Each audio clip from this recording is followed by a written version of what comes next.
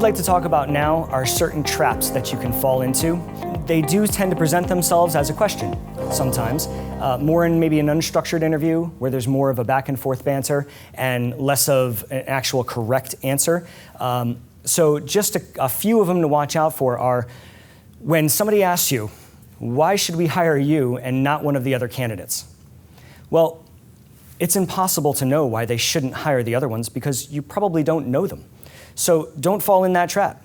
Don't even acknowledge that you have to put somebody else down in order to build yourself up.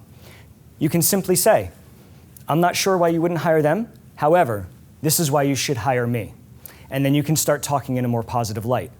Which brings us to our next trap, is the negative responses. If they ask you a question on something that's happening in the department, in the industry, in the fire service in general, in emergency services, no matter what you're going for, whether fire, police, EMS, whatever situation, don't get caught up in that negative response. You want to say, well, this is what's going on that's positive, right? One of the things that you want to do is, one of the questions that we've been posed before was from a chief officer asking a firefighter or lieutenant who's going for promotion, what are some of the things that you want to pass up the chain of command about your crew, right?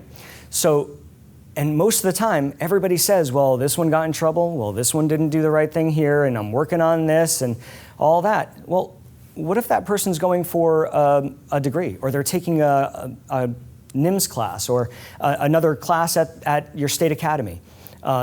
Bring those positive things up too, hey, so-and-so just had a baby.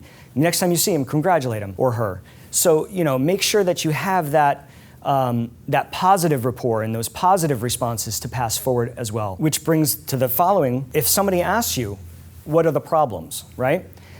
You can bring up the problems, but if you're going to bring up problems and they're specifically asking you for that negative response, make sure you have that solution, okay? Have a solution, have multiple solutions, have that brainstorming activity for certain things that may be wrong or just not going well. Make sure you have those responses in your back pocket so that you can say, well, you know what, I have some ideas on how to fix it, not really sure if they're going to work, but here are some possibilities. And then you just rattle off those possibilities. So just make sure you stay away from that negativity. Don't talk about the negative aspects of somebody else. Talk about yourself. Talk about the positives of yourself. Talk about the positives of your responses. Talk about the solutions to the problems.